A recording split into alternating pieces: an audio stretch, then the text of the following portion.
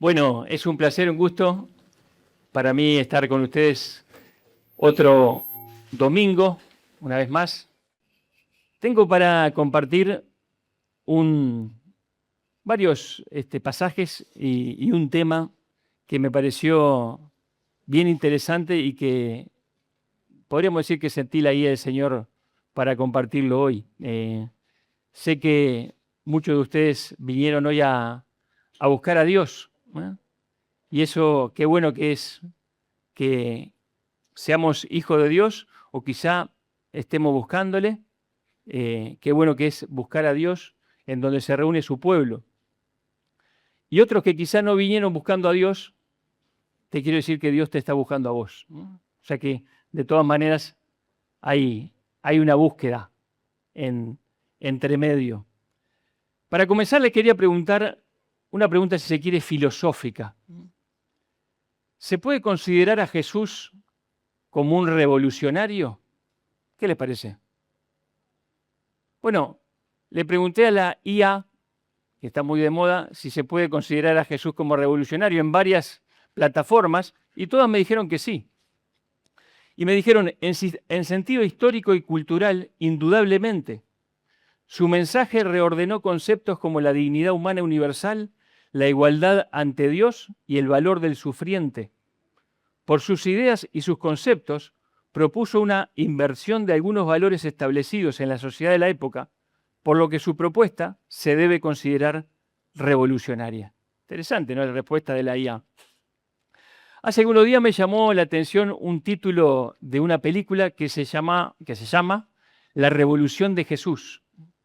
Y es una película que francamente recomiendo. Vieron que no hay muchas películas que uno puede recomendar, pero esta es recomendable, ¿no? Está ahí en las plataformas, ¿no?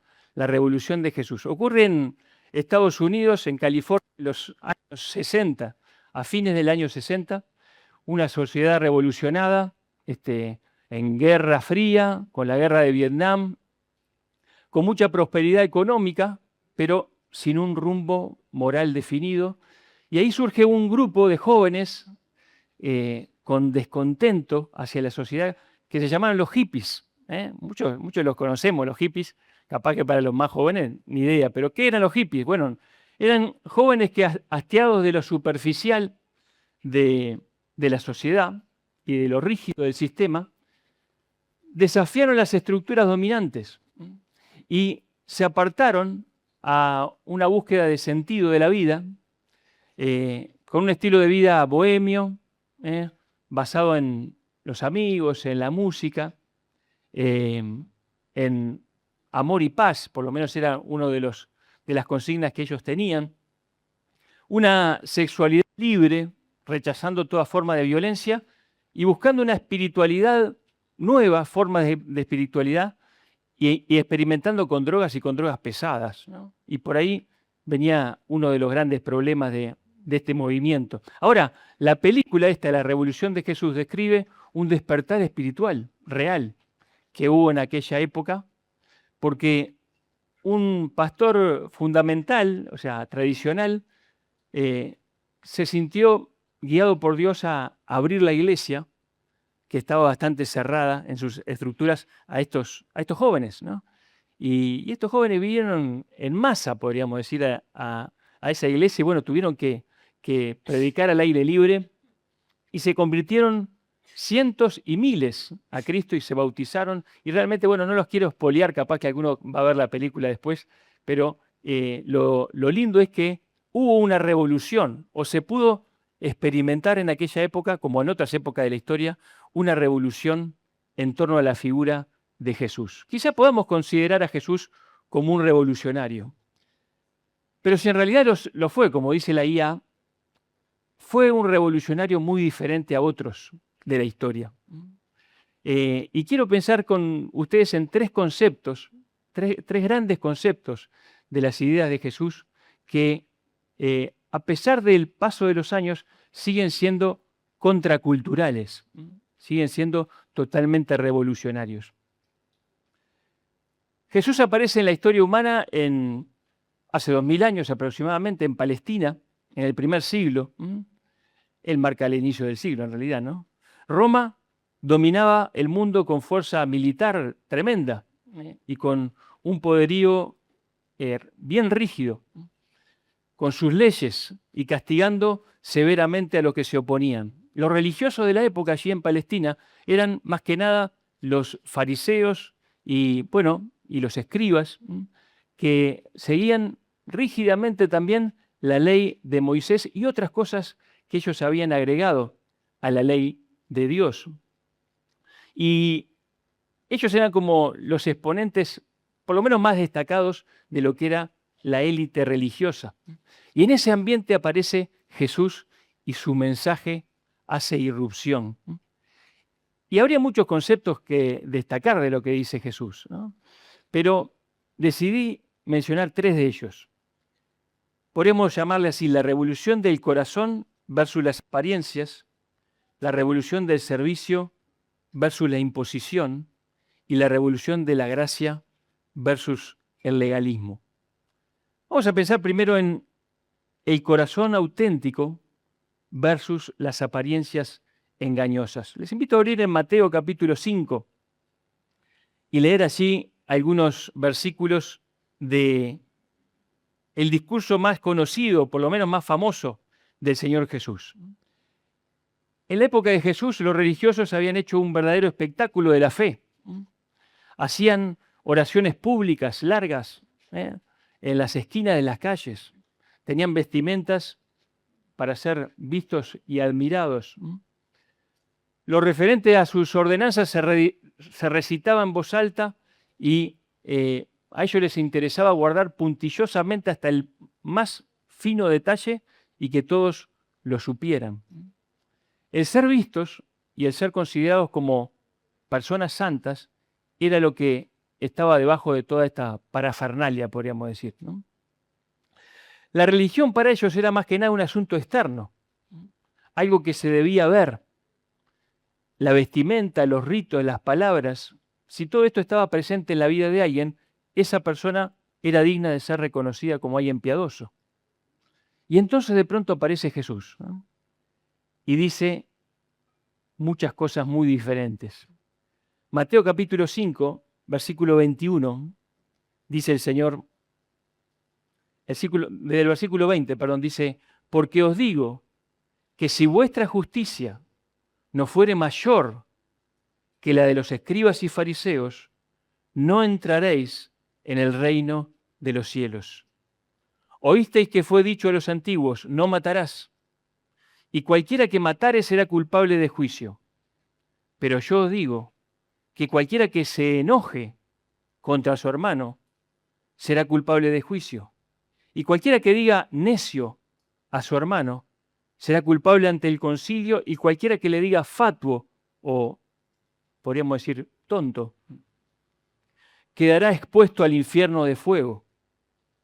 Y luego dice en el versículo 27, oísteis que fue dicho: no cometerás adulterio. Pero yo digo que cualquiera que mira a una mujer para codiciarla, ya adulteró con ella en su corazón. Y luego en el capítulo 6, versículo 1 dice: guardaos de hacer vuestra justicia delante de los hombres, para ser vistos de ellos. De otra manera no tendréis recompensa de vuestro Padre que está en los cielos. Cuando pues des limosna, no hagas tocar trompeta delante de ti, como hacen los hipócritas en las sinagogas y en las calles, para ser alabados por los hombres. De cierto os digo que ya tienen su recompensa. Mas tú, cuando des limosna, no sepa tu izquierda lo que hace tu derecha, para que sea tu limosna en secreto, y tu Padre que ve en lo secreto te recompensará en público. Y sigue, ¿verdad? Pero con estas y muchas otras palabras Jesús enseñó un concepto bien importante.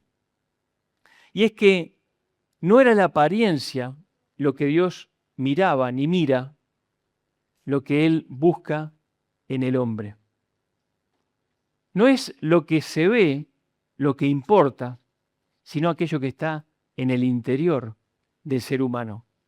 Y en el discurso más confrontativo, podríamos decir, de Jesús con esos religiosos, con esos escribas y esos fariseos, está en Mateo capítulo 23. Y allí en el versículo 23, Jesús le dijo así, Mateo 23, 23. ¡Ay de vosotros, escribas y fariseos, hipócritas! Porque diezmáis, sacás el 10% de la menta y del eneldo y del comino, y dejáis lo más importante de la ley, la justicia, la misericordia y la fe. Esto era necesario hacer, sin dejar de hacer aquello. Guías ciegos, que coláis el mosquito y tragáis el camello.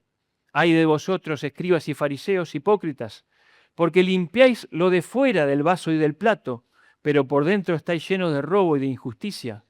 Fariseo ciego, limpia primero lo de dentro del vaso y del plato, para que también lo de fuera sea limpio. Ay de vosotros, escribas y fariseos hipócritas, porque sois semejantes a sepulcros blanqueados, que por fuera la verdad se muestran hermosos, mas por dentro están llenos de huesos de muertos y de toda inmundicia. Así también vosotros por fuera la verdad os mostráis justos a los hombres, pero por dentro estáis llenos de hipocresía e iniquidad. Qué tremendo impacto, pensaba yo, debe haber sido escuchar estas palabras por primera vez, dichas por una persona que era intachable, que estaba lleno de gracia, de amor, de perdón, de misericordia, de devoción. Jesús estaba estableciendo con firmeza una verdad bíblica ya antigua, que Dios le había dicho a Samuel, ¿se acuerdan? Dios no mira las apariencias, Dios mira el corazón. Dios mira el corazón. Una primera reflexión, ¿no? Enfocarte en las apariencias te va a hacer quedar bien con los hombres, pero te va a anular en relación a una verdadera piedad y conocimiento de Dios. Ahora, qué tremendamente contracultural que resuenan estas palabras hoy en día. En esta época de las redes, de Instagram, de Facebook, ¿no? De la necesidad de publicar todas las cosas, mi vida perfecta, mi familia perfecta, mis vacaciones perfectas, ¿no?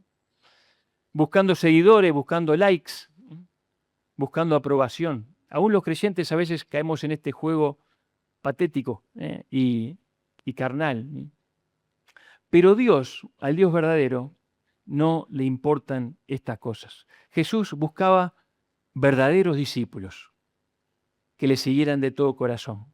Y Dios está buscando, el Padre, dice el Señor Jesús, verdaderos adoradores que le adoren en espíritu y en verdad, no solo de labios, no solo de afuera.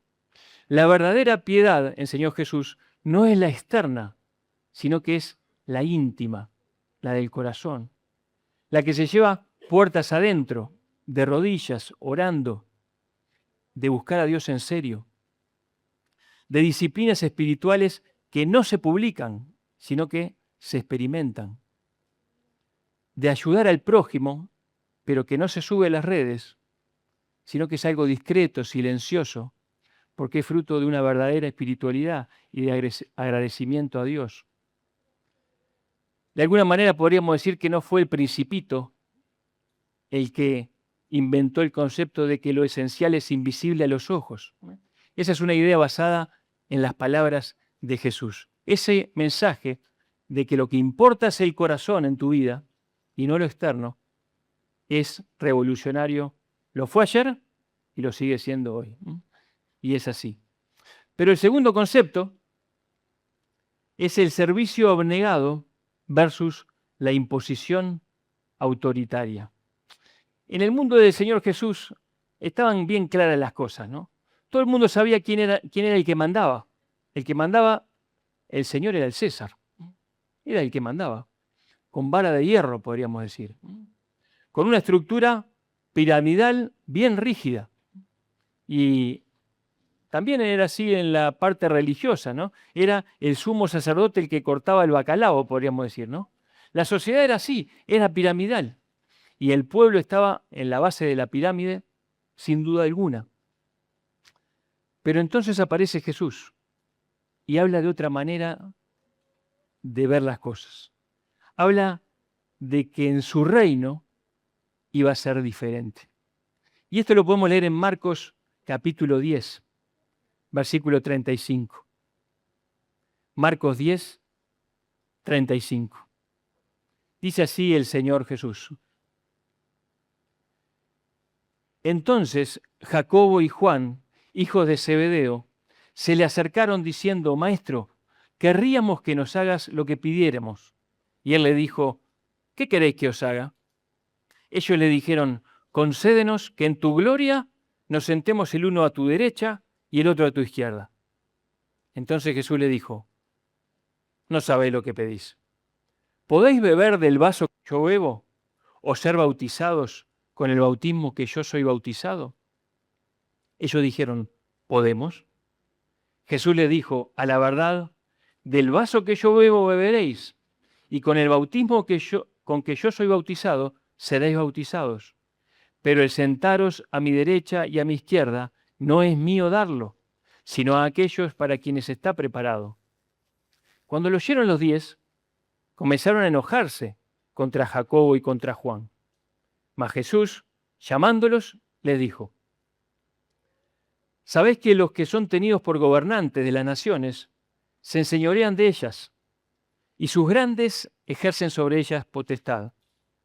Pero no será así entre vosotros, sino que el que quiera hacerse grande entre vosotros será vuestro servidor, y el que de vosotros quiera ser el primero será siervo de todos.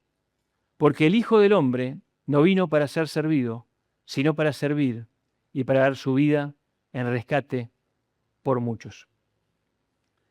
Acá vemos una escena de la vida de los discípulos, ¿no?, con Jesús. Solo eran 12 y ya había problemas, ¿no? Qué tremendo, ¿no? ¿Cuánto más si cuando somos más, ¿no? Ahora, Jacobo y Juan, que estaban tan cerca de Jesús, en ese círculo íntimo donde también estaba Pedro, se adelantaron a la jugada, ¿no? Y vieron que, bueno, el Señor Jesús estaba proponiendo un reino y estaba hablando de un reino, y el reino ya venía. Entonces dice, bueno, si es así, que yo sea el vice y él, mi hermano, sea el primer senador, ¿no? Así nos acomodamos un poquito acá, ¿no? Y era una actitud muy humana, ¿no? Muy nuestra, ¿verdad? Muy de cualquiera de nosotros. Pero en realidad ellos no entendían la naturaleza del reino que Jesús había venido a traer. Jesús dijo, mi reino no es de este mundo. Y tampoco entendían lo que implicaba lo que estaban pidiendo, aunque un día lo iban a entender, le dijo el Señor. ¿Y qué pasa? Estos que se lo dijeron medio como, capaz que medio secreteando, pero lo escucharon los otros 10 discípulos y se enojaron, ¿no? Y se enojaron. No dice acá la Escritura por qué se enojaron, pero lo da un poco a entender, ¿verdad? No se enojaron por lo insensato del pedido, sino más bien porque le ganaron de mano, ¿verdad? Le pidieron antes que yo. Ese era el motivo del enojo. Y el Señor, que captó toda la escena, aprovechó la oportunidad para darles esta enseñanza que es totalmente contracultural, podríamos decir, ¿no? Los gobernantes de las naciones, como ustedes saben, le dijo el Señor Jesús, se enseñorean de ellas. Son los que mandan y los demás obedecen.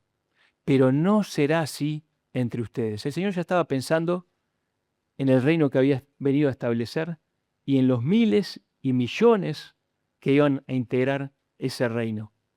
Dice, no será así entre vosotros, no será como el mundo, no será como las naciones. Y acá viene lo paradójico, ¿no? El que quiera hacerse grande será vuestro servidor. El que quiera ser el primero será siervo de todos. ¡Pum! ¿No? Podríamos decir, un cambio de paradigma total, total.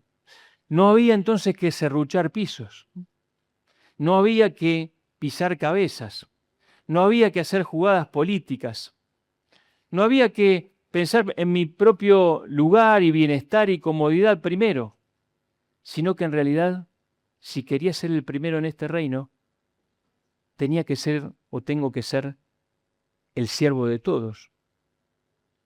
Y eso tiene que haber quedado como resonando en sus cabezas probablemente, hasta que en otro momento, un poquito más adelante, el Señor Jesús le dejó una lección objetiva más que clara. Estando en el aposento alto, estando en la cena, y en algún momento en esa cena, el Señor Jesús se levanta, se quita su manto y desaparece un poco de la escena. Me imagino que se miraron como diciendo, bueno, anda a saber dónde fue, ¿no? Y el Señor Jesús aparece con una palangana y con una toalla. Y le empieza a lavar los pies. Y en que alguno se opuso ahí, como ustedes recordarán, el Señor termina lavándole los pies a todos aquellos discípulos. Como el siervo más, podríamos decir, de más baja estatura o de las casas, ¿verdad? Las casas que tenían siervos dejaban esa tarea para el siervo que recién había entrado, por decirlo así, ¿no? El de lavar los pies. Y el Señor Jesús lavó los pies de cada uno de sus discípulos, inclusive el de Judas. Y cuando llegó de vuelta a la mesa, dice, ¿sabéis lo que os he hecho? Vosotros me llamáis maestro y señor, y decís bien, porque lo soy. Pues si yo, el Señor y el Maestro, he lavado vuestros pies, vosotros también debéis lavaros los pies los unos a los otros, debéis serviros los unos a los otros. Porque ejemplo os he dado, para que como yo os he hecho, vosotros también hagáis. De cierto os digo, el siervo no es mayor que su Señor, ni el enviado es mayor que el que le envió. Si saben estas cosas, bienaventurados serán si las hacen. Juan capítulo 13. O sea que Jesús no solamente predicó, sino que lo mostró con su ejemplo. Al igual que esta revolución del corazón, también lo mostró con su vida, con su ejemplo. Pero Él fue el siervo de todos ellos y por eso fue el más grande de todos. Y fue el siervo de todos nosotros y por eso es el más grande de todos. Y en este mundo de política, de jerarquías, de corporaciones, de gobiernos, de reinos, es totalmente contraintuitivo esto, ¿no? En un mundo donde cada uno pelea por sus propios derechos con uñas y dientes, esto es revolucionario. El Señor vino a traer un reino que se rige por reglas distintas. Un reino donde el mayor sirve a los demás, donde Dios vino a servir al hombre, donde el liderazgo es un liderazgo de servicio y no de imposición, donde la abnegación, el negarse a uno mismo, es un valor especial de alguien que ha entendido qué es ser discípulo de Jesús. ¡Qué revolución la del servicio abnegado! Imposible de comprender aún hoy para muchos. Pero en tercer lugar, el tercer concepto es la revolución de la gracia perdonadora versus el legalismo inmisericordia. Esta es una de mis favoritas, podríamos decir, ¿no? Y vamos a ir a Juan capítulo 8, versículo 2 al 11. Y vamos a leer con mucha atención este pasaje muy conocido para muchos. Dice, y por la mañana volvió al templo, y todo el pueblo vino a él, y sentado él les enseñaba. Traten de hacerse un poquito la película, ¿no?, de esta escena. Entonces los escribas y los fariseos le trajeron una mujer sorprendida en adulterio, y poniéndola en medio le dijeron, Maestro, esta mujer ha sido sorprendida en el acto mismo de adulterio. Y en la ley nos mandó Moisés apedrear a tales mujeres. Tú pues, ¿qué dices?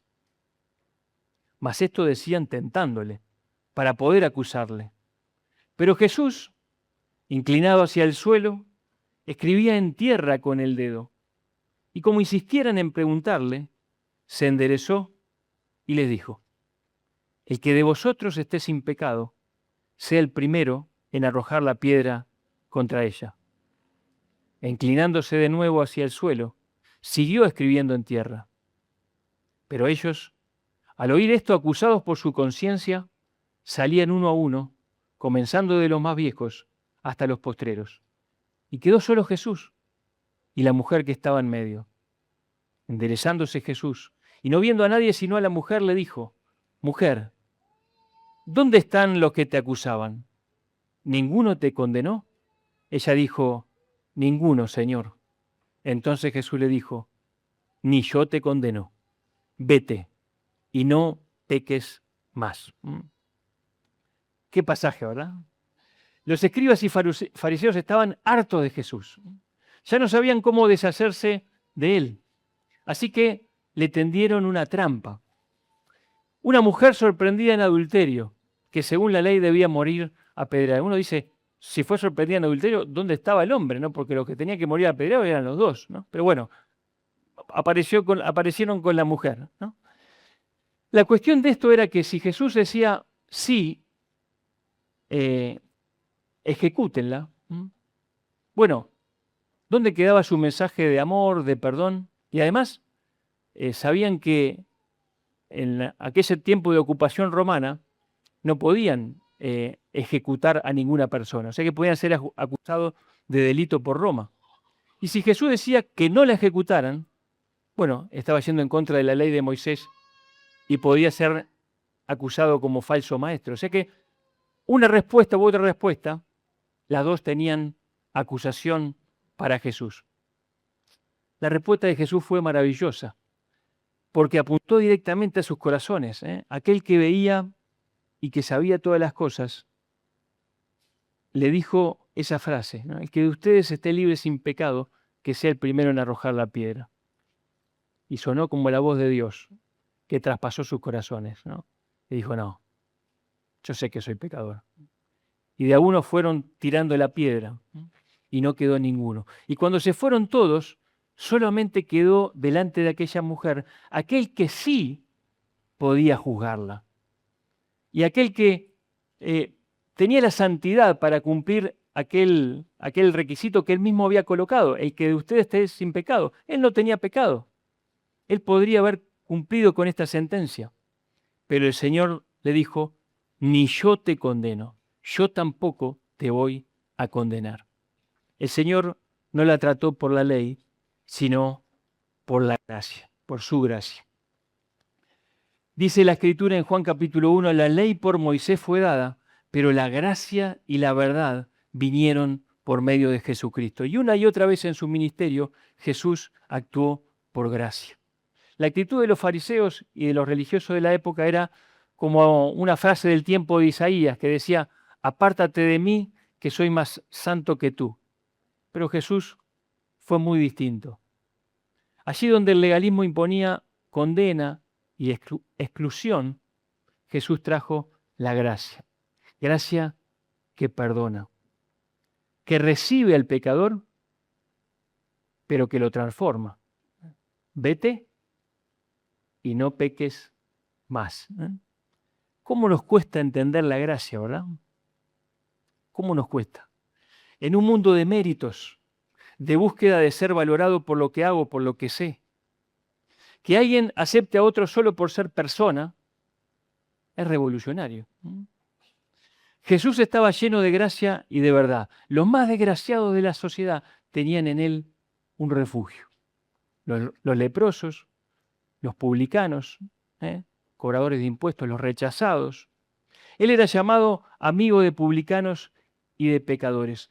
Los recibía, pero no para aplaudirlos por lo que hacían, sino que los perdonaba para transformarlos. Y eso es la gracia bien entendida. La gracia no es la aceptación incondicional con tolerancia infinita, sino la misericordia de Dios extendida hacia el pecador, que le permite venir al Salvador para ser limpiado, cambiado y transformado. La gracia fue un concepto incomprensible para los religiosos de la época y sigue siendo para los legalistas modernos. Algunos que no pueden entender que Dios ame a todos y que Jesús murió por todos. Y que Dios acepte a todo aquel que viene a Cristo. Y que todos aquellos que hemos venido a Cristo somos aceptos en Él, en el amado. Y que no puedo hacer nada para que Dios me ame más o que para que Dios me acepte más, porque Él me acepta perfectamente en Cristo. Esto es revolucionario para la condición humana. 3 conceptos que fueron sin duda revolucionarios. La importancia de una genuina piedad del corazón. El peso del servicio abnegado en el reino que no es de este mundo. Y la gracia que perdona, salva y transforma. Pero hay un peligro. Hay un peligro en ser hincha de Jesús por sus ideas, de ser un mero simpatizante de Jesús, porque Jesús va contracorriente. ¿Saben por qué? Porque nunca las ideas de Jesús se pueden separar de su persona. Corremos el riesgo de aceptar a Jesús como un Jesús edulcorado, como un maestro de moral, pero Jesús fue y es mucho más que un maestro. En algunos círculos totalmente alejados del cristianismo verdadero, estas ideas que estamos conversando son aceptadas porque son simpáticas, ¿no? Algunos quieren abrazar las ideas de Jesús sin someterse a su autoridad personal. Aceptan sus conceptos, pero rechazan su identidad. Y eso no es posible. Jesús no fue un maestro simpático. Jesús fue un filósofo que inspiraba buenas obras, una figura adaptable a nuestro estilo de vida, con enseñanzas admirables. Jesús no fue ese. El Jesús bíblico e histórico fue aquel que declaró ser Dios mismo. Dijo tener toda la autoridad en los cielos y en la tierra. Y habló de que seguirle es radicalmente incómodo y que lleva a una rendición total. El centro de Jesús, de las enseñanzas de Jesús, fue su misma persona. Él declaró ser el único camino al Padre, la verdad, la vida, la resurrección, el pan de vida, el agua de vida, la puerta, el pastor de las ovejas, la vida verdadera, la luz del mundo. Y ningún maestro o filósofo calificó jamás para esas declaraciones. Le voy a citar un párrafo de Tozer que vale la pena escuchar con atención. Lo voy a leer lento para seguirlo. Dice así Tozer: el mensaje poderoso y revolucionario de la iglesia primitiva consistía en que un hombre llamado Jesús, que había sido crucificado, fue levantado entre los muertos y exaltado a la diestra de Dios. Él es el heredero de todas las cosas, el Señor de todos los mundos, la cabeza de la iglesia, el primogénito de la nueva creación. Él es el camino a Dios, la vida del creyente, la esperanza de Israel y el sumo sacerdote de todo verdadero adorador. Él tiene las llaves de la muerte y del infierno. Es abogado y fiador de todos los que creen en Él de verdad. Esto no es todo lo que se puede decir de Él, porque si se dijera todo lo que podría decirse, pienso que los libros escritos no cabrían en el mundo entero. Pero este, en resumen, es el Cristo que predicamos a los pecadores como su único escape de la ira venidera. La salvación viene al creer en el Señor Jesucristo, el Señor de todo, vivo y victorioso, que como Dios y hombre peleó nuestra batalla y ganó. Aceptó nuestra deuda como suya y la pagó. Tomó nuestros pecados, murió por ellos y resucitó para liberarnos. Este es el verdadero Cristo y no servirá nada menos. Pero hay algo menos entre nosotros, sin embargo, y hacemos bien en identificarlo para poder repudiarlo. Ese algo es una ficción poética, producto de la imaginación romántica y la fantasía religiosa sensitiva. Es un Jesús gentil, soñador, tímido, dulce y maravillosamente adaptable a cualquier sociedad en que se encuentre. Es arrullado por mujeres decepcionadas en el amor, patrocinado por celebridades profesionales y recomendado por psiquiatras como modelo de personalidad bien integrada. Se le utiliza como medio para casi cualquier fin carnal, pero nunca se le reconoce como Señor. Estos cuasi cristianos siguen a un cuasi Cristo. Quieren su ayuda, pero no su interferencia. Lo adularán, pero no lo obedecerán. Una de las causas de nuestra debilidad moral en la actualidad es la cristología inadecuada que se difunde. Para recuperar el poder de la iglesia primitiva, debemos creer lo que ellos creían. Hasta ahí la cita de Tozer, que vieron es bastante fuerte, ¿no? Jesús le dijo a sus discípulos que el que no le amaba más a él, ¿sí?, y aún más que a su propia vida, no era digno de él. Así como también les prometió recompensas eternas a aquellos que vencieren. Él es la perla preciosa, Él es el tesoro escondido, y tenerlo a Él es tener la vida. Vale la pena perderlo todo y tenerlo por basura en pos de conocerle a Él. La verdadera revolución, por lo tanto, no ocurre en intentar seguir humanamente sus enseñanzas morales lo mejor que podamos, sino en rendirse a Él incondicionalmente y hacerlo nuestro Salvador y el Señor de nuestra vida.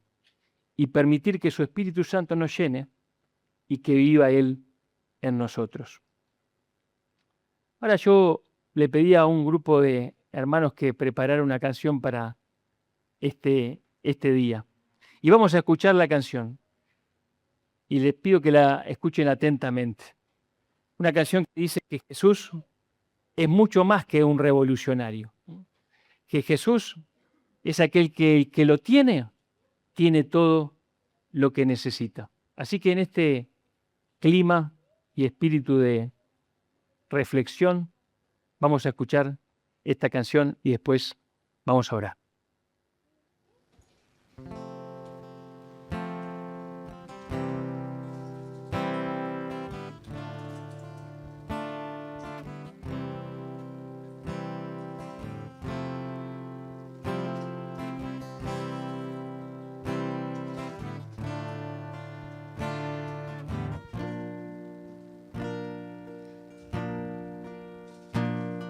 Me miras cuando empiezo a caminar, tú cuidas bien mis pasos al andar. De día sé que tú me sostendrás, de noche tu calor me abrazará. Me hablas con cariño esperando que yo pueda confiar.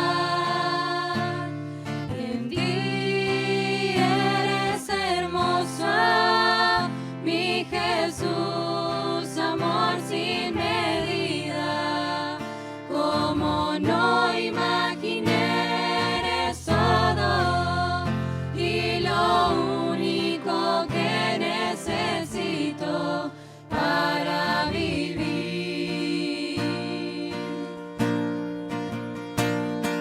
Recuerdo tus palabras para mí, de amor y libertad para vivir.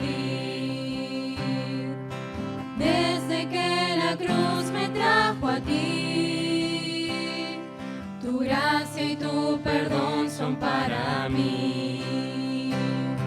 Me hablas con cariño esperando que yo pueda confiar. En ti eres hermoso, mi Jesús, amor sin medida, como no imaginé, eres todo y lo único que necesito para vivir. Eres hermoso, mi Jesús, amor sin medida, como no imaginé, todo y lo único que necesito para vivir.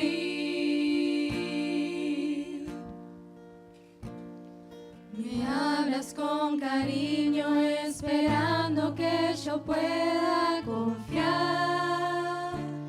En ti eres hermoso, mi Jesús, amor sin medida, como no imaginé, eres todo y lo único que necesito para vivir.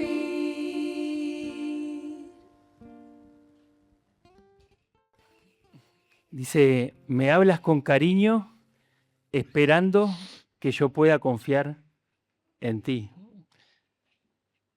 Yo sé que el Señor le está hablando ahí, y a más de uno quizá, en esta noche. Vamos a orar. Y quizás quieras en este momento volver al Señor de corazón, reconocer a ese Jesús que sí fue un revolucionario, pero no tanto por sus ideas, sino por quién es Dios hecho hombre, el Salvador del mundo, el que vino a morir por vos, el que te amó. ¿Quiere revolucionar tu vida? Claro que sí. Una revolución que empieza desde adentro hacia afuera, limpiando tu corazón, quitando tus pecados. Con ese Espíritu Santo que viene a vivir en tu corazón para siempre y te da el poder de vivir siguiendo sus pisadas. Vamos a orar. Pero te pido que vos ores al Señor en tu corazón y le digas lo que vos sentís ahora. Él te está hablando con cariño, esperando que tú puedas confiar en Él. No necesitas nada más que a Jesús. Él es el camino, la verdad y la vida, y el que tiene a Jesús tiene la vida y vida en abundancia. Padre que estás en el cielo, te damos tantas gracias por Jesús. Gracias, Señor, por tu Hijo amado, en quien tú tienes complacencia.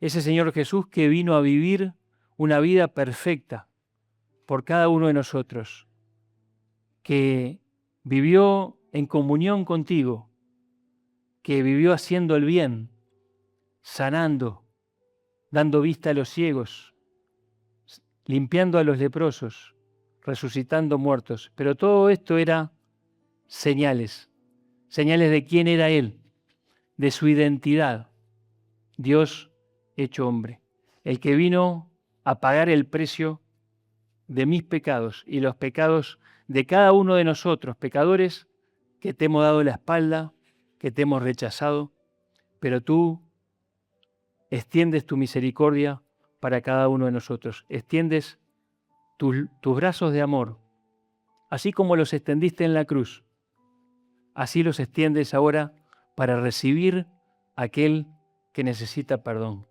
Padre, que tu Espíritu Santo obre en nuestros corazones, que pueda haber hoy perdón, sanidad del corazón, salvación, todo lo que tú quieras, Señor, todo lo que tú planeaste para este día, Señor. Tú eres hermoso, tú eres maravilloso, Señor. Te damos las gracias por haberte conocido. Gracias, Señor, porque Jesús no quedó en aquella tumba fría, sino que resucitó con poder y apareció a los que habían creído en Él y ascendió a los cielos y hoy está a tu diestra y está aquí entre nosotros y está haciendo su obra, tu obra perfecta en nuestros corazones. Padre, te pedimos que sigas obrando. Sabemos que lo estás haciendo. Aunque no lo podamos ver, tú estás obrando. Te damos las gracias, Señor, por esta noche, por tu palabra, pero sobre todo te damos gracias por la persona bendita de nuestro Señor y Salvador Jesús, en nombre de quien oramos. Amén.